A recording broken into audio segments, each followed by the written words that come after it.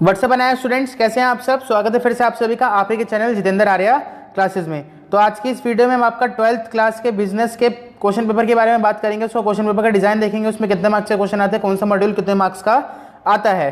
तो Jitendra Arya classes students हमेशा आपके साथ है और पूरी कोशिश करेगी कि आपके एग्जाम्स में और स्टडी से रिलेटेड सारी प्रॉब्लम्स को सॉल्व करने की पूरी कोशिश करी जाए। तो स्टूडेंट्स, आपका क्वेश्चन पेपर पे जाने से पहले मैं आपको बताना चाहूंगा कि क्वेश्चन पेपर के बारे में समझने से पहले आपका पेपर पैटर्न और उसमें जो कितने मार्क्स के क्वेश्चन कितने आने वाले हैं उनको समझना जरूरी है, क्योंकि हमें अपने पेपर के अंदर प्रायोरिटीज पता होनी चाहिए कि हमें कौन सा क्वेश्चन पहले अटेम्प्ट करना है और हमें कितने मार्क्स का बेनिफिट होगा उससे। तो पहला आपका दे रखा है वेटेज बाय ऑब्जेक्टिव्स। ऑब्जेक्टिव्स में दे रखा है आपको नॉलेज, अंडरस्टैंडिंग और एप्लीकेशन। तो नॉलेज बेसिस पे आपका पेपर 20% का है, अंडरस्टैंडिंग बेसिस पे आपका पेपर 40% का है और एप्लीकेशन बेस पे आपका पेपर नंबर 40% का है। तो टोटल हो गया आपका 100%। अब यहाँ पर हम वेटेज देखते हैं, वेटेज टू फॉर्म क्वेश्चंस। अब यहाँ पे बेसिकली नंबर ऑफ क्वेश्चंस आपके दे रखे हैं 30 और टोटल मार्क्स दे रखे हैं 100। तो यहाँ पर आप देखते हैं आपके जो वेरी लार्ज आंसर हैं, लार्ज आंसर हैं शॉर्ट आंसर 2, शॉर्ट आंसर 1 और एमसीक्यूज। तो एमसीक्यूज आएंगे आपके 10 मार्क्स के। तो यहाँ पे आपको कुछ मार्किंग थोड़ी उल्टी दे रखी है, बट हम देखेंगे इसको सही करके। एमसीक्यू आपके दे रखे हैं 10 मार्क्स के, तो यहाँ पे एक एमसीक्यू जो है आपका 1 मार्क्स का है, तो ये हो गया टोटल 10 मार्क्स। शॉर्ट आंसर 1 में क्या है, आपके 5 क्वेश्चन है, तो एक क्वेश्चन 3 मार्क्स का, टोटल हो गए 15 क्वेश्चन। शॉर्ट आंसर 2 में 5 क्वेश्चन है, वो एक क्वेश्चन हो गया 4 मार्क्स का, तो हो गया आपके टोटल 20 क्वेश्चन। लार्ज आंसर जो है आपके वो आपके 5 है, टोटल हो गया 5 मार्क्स का, एक हो गया, तो ये हो गया 25। और वेरी लार्ज आंसर क्या है, आपके 5 क्वेश्चन है और एक क्वेश्चन क्या है 6 मार्क्स का, तो ये होगा टोटल 30। तो यहाँ पर आपके 30 क्वेश्चन हो गए और 100 जो है पूरे मार्क्स हो गए। और आपका यहाँ पर टाइम एलोकेशन बता रखा है कि आपको किस तरीके से अटेम्प्ट करने की। लॉन्ग क्वेश्चन में आपको 50 मिनट लगाने हैं, लॉन्ग 1 में आपको 45 मिनट लगाने हैं। तो इस तरीके से आपको टाइम डिवीजन दे रखी है और 180 मिनट का पूरा हिसाब दे रखा है। बट हर बच्चे की कैपेबिलिटी अलग होती है, ये सबका मानना है। तो इस तरीके से आपको जिस तरीके से कंफर्टेबल हो आप अपना पेपर उस टाइम में अटेम्प्ट कर सकते हैं। यहाँ पे अब दे रखा है वेटेज बाय कंटेंट। आपका मॉड्यूल्स दे रखे होते हैं आपकी बुक में, तो उसके मॉड्यूल्स की बेसिस पे बता रखा है कौन सा मॉड्यूल कितने मार्क्स का आएगा। तो बिजनेस अराउंड अस आपका पहला मॉड्यूल है वो आपका 8 मार्क्स का आएगा। सेकंड है बिजनेस ऑर्गेनाइजेशन, ये आपका आएगा 8 मार्क्स का। प्रिपेयरिंग फॉर एम्प्लॉयमेंट ये आपका आएगा 4 मार्क्स का। Business management nature and scope आएगा आपका 10 मार्क्स का। फंक्शन ऑफ मैनेजमेंट आएगा आपका 20 मार्क्स का। बिजनेस फाइनेंस आएगा आपका 20 मार्क्स का। मार्केटिंग आएगी 20 मार्क्स की और ट्रेड एंड कंज्यूमर प्रोटेक्शन आएगा आपका 10 मार्क्स का। तो इस तरीके से टोटल हो जाता है आपका 100। अब हम चलते हैं पेपर की ओर। तो यहाँ स्टूडेंट्स पेपर स्टार्ट हो रहा है। तो यहाँ पर लिखा हुआ है this question paper consist of 30 question. इस क्वेश्चन पेपर में 30 क्वेश्चन है और 8 प्रिंटेड पेजेस हैं। आप अपना रोल नंबर इन बॉक्सेस में फिल करेंगे। कोड नंबर आपका ये दे रखा पेपर का, पेपर नंबर सेट आपका ए बता रहा हूँ मैं। और आपको एक बात और बता दूं, ये जो है आपका अक्टूबर 2019 का पेपर है, मतलब सबसे लेटेस्ट पेपर के बारे में आपको बता रहा हूँ। तो उसमें आपको कोई भी दिक्कत नहीं होगी। लेटेस्ट पेपर के बारे में हम पूरा आपको बताएंगे। तो बिजनेस स्टडीज व्यवसायिक अध्ययन, जिसका कोड है 319। आप एग्जाम डे एंड डेट यहाँ लिखेंगे, इन्विजिलेटर के साइन यहाँ होंगे। अब बेसिक जनरल इंस्ट्रक्शंस दे रखी हैं, वो आपको कुछ देख लेते हैं फटाफट। पहले पॉइंट में आपको ये बता रखा है कि क्वेश्चन पेपर के ऊपर आपका रोल नंबर लिखना। पहले पेपर के यहाँ पे आपने जो क्वेश्चन पेपर के ऊपर रोल नंबर लिखा है वो बहुत ज़रूरी है। सेकंड दे रखा है आपको कि आप वेरीफाई कर लें जो टोटल नंबर ऑफ पेजेस और टोटल नंबर ऑफ क्वेश्चंस आपको बता रखे थे। 30 क्वेश्चन थे और 8 नंबर ऑफ पेजेस थे, वो एग्जैक्टली हैं या नहीं, और आपके सीक्वेंस में है जो क्वेश्चंस वो हैं या नहीं। फोर्थ है आपका कोई भी आइडेंटिफिकेशन मार्क अगर बनाते हैं आप आंसर बुक में, रोल नंबर कहीं भी लिख देते हैं, तो आप जो होंगे डिस्क्वालीफाई कर दिए जाओगे। फर्स्ट पेज पे आपका रोल नंबर लिखना है, तो मतलब फर्स्ट पेज पे लिखना है। सेकंड पे लिखा, थर्ड पे लिखा, तो आप डिस्क्वालीफाई, पेपर कैंसिल, ये INIOS का रूल है। फोर्थ आपका जो पेपर कोड है ये वाला और सेट ए, ये आपको आंसर बुक में लिखना जरूरी है। फिफ्थ आपको एक ऑप्शन दे रखा है, इसमें क्या है कि आपको हिंदी और इंग्लिश मीडियम में पेपर दे रखा है, बट यहाँ पे कुछ लिस्टेड लैंग्वेज है जैसे उर्दू, पंजाबी, बंगाली, तमिल, मलयालम, कन्नड़, तेलुगु और बाकी सारी लैंग्वेज भी आपको दे रखी है। आप पढ़ सकते हैं इनको।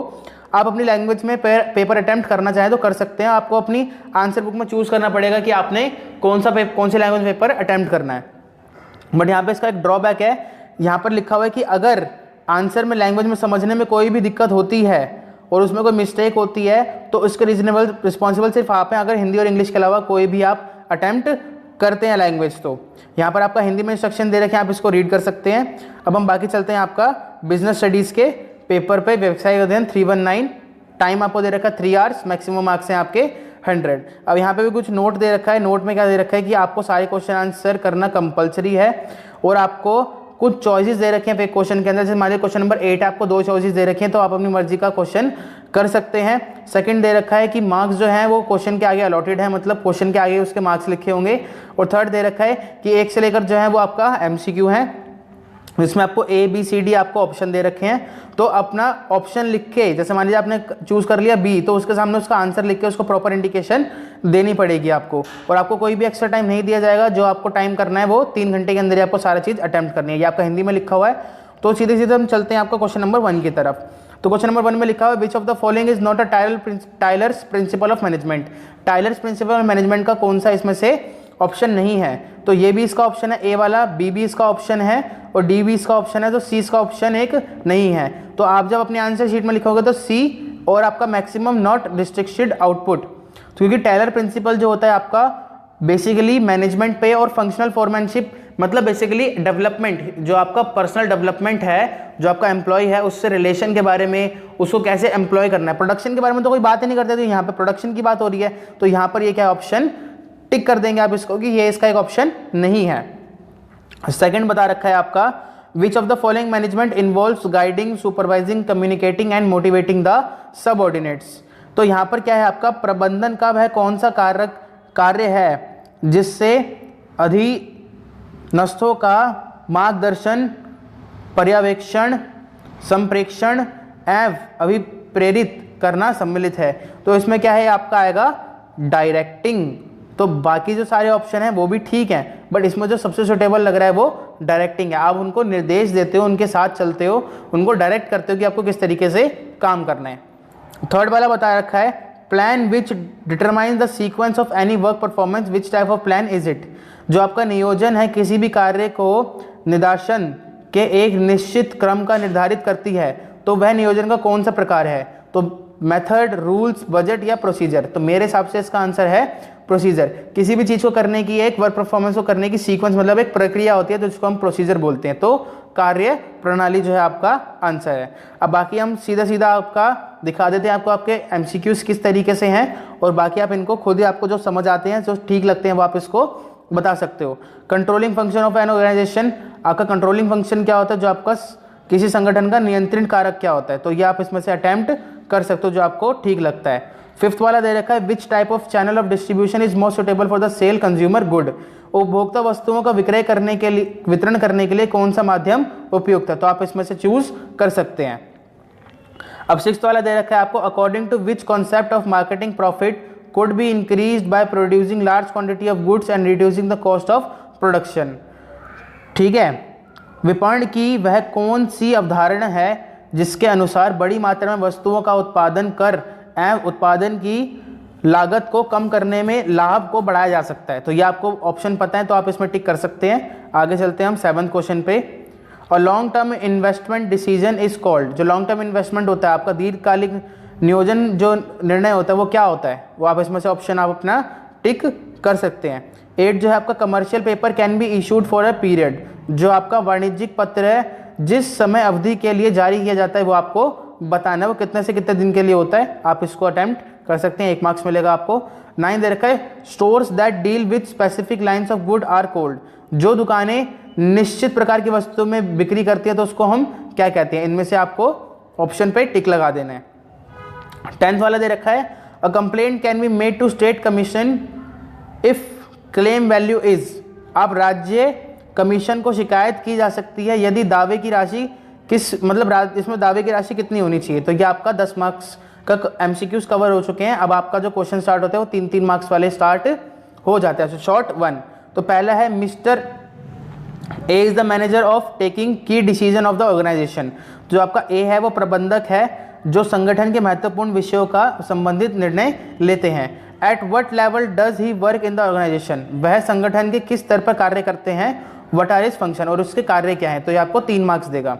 12 दे रखा can the overburden manager take help from his subordinate to reduce workload. क्या अधिक भार लिए हुए प्रबंधक कार्यभार को कम करने के लिए अपने जो सहयोगी हैं उनसे सहायता ले सकते हैं। हाउ, कैसे ये आपको बताना है। एक्सप्लेन द सेम, आपको इस कंडीशन को बताना है, तो ये आपका 3 मार्क्स की हो गई। 13 है आपका what is meant by factoring, तो आप explain the advantages of factoring to the firm. ठीक है। आरती कार्य के क्या अभिप्राय हैं और किसी व्यवसायिक में इकाई को इसके क्या लाभ हो सकते हैं। ठीक है, तो इसको बताना factorising.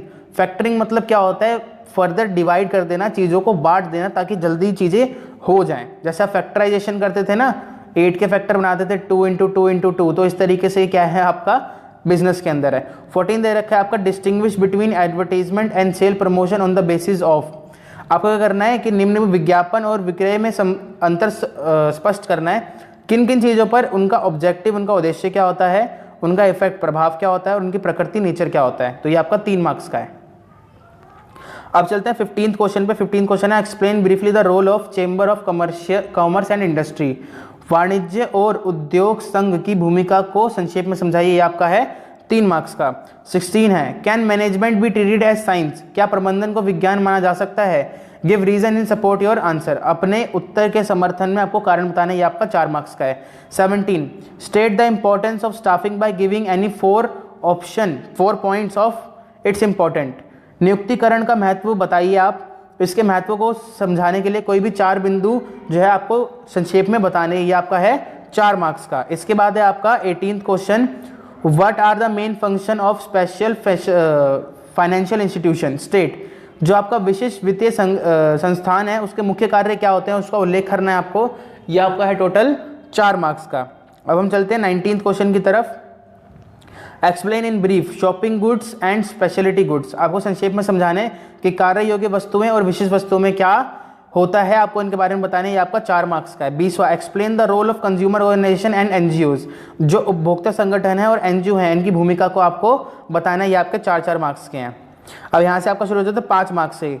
Explain any 5 characteristics of coordination, जो आपका समन्वय है उसी की 5 विशेषताओं के बारे में आपको बताना है। ये आपका हो गया 5 मार्क्स का। 22वां है explain the process of organizing by stating its steps, मतलब आपको क्या करना है, संगठन की प्रक्रिया के विभिन्न चरणों का उल्लेख करना है, संगठन की प्रक्रिया को समझाना है। तो आपको क्या करना है, 5 मार्क्स का है ये। आपको जो ऑर्गेनाइजेशन के स्टेप्स हैं तो आपको स्टेट करने हैं।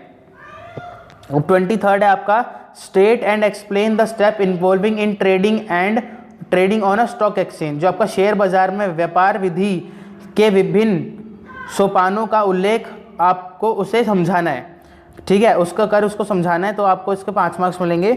24वां है explain briefly the objective of marketing, जो आपका विपणन है उसके आपको उद्देश्य समझाने क्या है, वो आपको 5 समझाने हैं। तो ये आपका 5 मार्क्स का है। यहाँ पर लिखा नहीं है बट 5 है तो आप 5 पॉइंट आराम से लिख सकते हैं।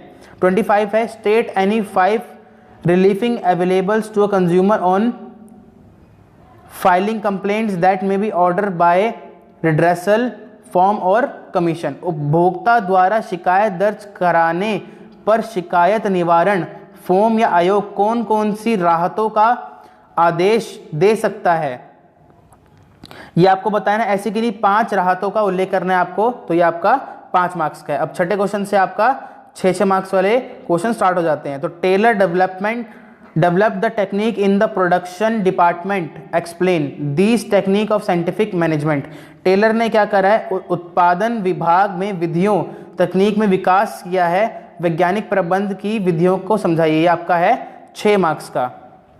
और इसमें आपको चॉइस दे रखी है एक, तो आपको छठा ऑप्शन एक और दे रखा है explain Fayol principle discipline scalar chain order remuneration give advantages of following of principle in organization, तो फेयोल के सिद्धांत पर समझाइए। ठीक है, तथा एक संस्था को इन सिद्धांतों से क्या लाभ बताइए, अनुशासन, सोपान श्रृंखला, समुचित व्यवसाय, पारिश्रमिक। तो ये आपका टोटल है 6 मार्क्स का। अब 27th क्वेश्चन की बात करते हैं। Effectiveness of communication depends when the message is interrupted in the sense it is communicated, what can be the reason which act as a barrier in this case, explain, जो आपका संप्रेषण है उसकी जो महत्वपूर्णता किस पर निर्भर करती है कि संदेश को उसी रूप में समझाया जाए जिसे वो संप्रेषित किया गया था। तो इस स्थिति में बाधा बनने वाले क्या कारण हो सकते हैं उनको बताना है। तो ये आपका है 6 मार्क्स का। 28वां क्वेश्चन है आपका, mutual funds act as investment intermediatory. जो आपका म्यूचुअल फंड्स होते हैं वो विनियोग के मध्यस्थता के रूप में कार्य करते हैं। What is mean by mutual funds, mutual fund का क्या मतलब होता है। What are different type of mutual fund, mutual fund कितने प्रकार के होते हैं, कौन कौन से। State any 4 features of mutual fund, mutual fund से किन्हीं 4 लक्षणों का उल्लेख करना, ये आपका 6 मार्क्स का है। और इसमें क्या है, आपको ऑप्शन दे रखा है, foreign sources play an important role in meeting the long term financial needs of business in India. जो आपके भारत के व्यवसाय की दीर्घ अवधि में वित्तीय आवश्यकताओं की पूर्ति विदेशी स्रोत अहम है, उनकी भूमिका निभाते, मतलब वो अहम भूमिका निभाते हैं भारत को आपका व्यवसाय में आपका वित्त देने में, मतलब पैसा देने में। Explain briefly the different form of foreign source, तो आपको विभिन्न प्रकार के विदेशी स्रोतों का उल्लेख करना, ये आपका है 6 मार्क्स का। 29वां क्वेश्चन आपका दे रखा है, what is meant bye marketing mix. तो आपका जो विपणन मिश्रण है वो क्या है, discuss 4 components of marketing mix. और आपके इसको 4 घटकों के बारे में बताना है। और आपका इसमें ऑप्शन दे रखा है, 6 मार्क्स का ही दे रखा है। Salesmanship is tough and challenging job which required a mixture of physical and mental qualities. जो विक्रय करता है, आपको पता है, वो एक जटिल और चुनौती भरा कार्य है जिसमें आपको शारीरिक और मानसिक गुणों का मिश्रण आवश्यक है। Explain 4 qualities which a successful sales person must possess. किन्हीं 4 गुणों के बारे में बताइए जो एक विक्रयकर्ता के अंदर होनी चाहिए। तो ये आपका 6 मार्क्स का है, तो आप इन दोनों में से कोई भी अटेम्प्ट कर सकते हैं। तो 30th क्वेश्चन देखते हैं, you have receive an order of export certain hosiery items to USA, which document will be used in export procedure, explain in briefly and 6 documents। अब आपको क्या करना है, किसी होजरी का कपड़ा भेजना है यूएसए में, तो उसके लिए क्या चाहिए होता है, आपको एक्सपोर्ट प्रोसीजर बताना है, आपको क्या क्या डॉक्यूमेंट चाहिए होते हैं, और आपको किन्हीं 6 डॉक्यूमेंट्स के बारे में आपको बताना है। किसी 6 के बारे में एक्सप्लेन करेंगे तो आपको 6 मार्क्स मिल जाएंगे। और लास्ट दे रखा है, consumer protection act 1986 has provide 6 right to consumer, तो explain 3 such rights of the consumer. तो आपका उपयोग संरक्षण अधिनियम आपके 1986 में जो लागू हुआ था वो आपको 6 अधिकार देता है, आपको कोई भी 3 समझाने हैं, तो आपको 6 मार्क्स मिल जाएंगे। तो इस तरीके से स्टूडेंट्स आपका जो वीडियो है वो खत्म हो जाता है। और आपने अगर सारे लेसन पढ़ रखे होंगे अच्छे से, तो आप अगर बना बना के भी लिखेंगे तो आपके मार्क्स कहीं नहीं गए। तो प्लीज़ अगर आपको वीडियो समझ आई हो तो हमारी वीडियो को लाइक, शेयर, कमेंट और सब्सक्राइब जरूर कीजिए, क्योंकि इससे मिलता है हमें मोटिवेशन। और कमेंट बॉक्स में जरूर बताइए कि आपको और कौन कौन सी वीडियोस की नीड है, हम उसके बारे में आपको जरूर इन्फॉर्मेशन देंगे और वीडियोस को बनाएंगे। तो थैंक्स गाइस।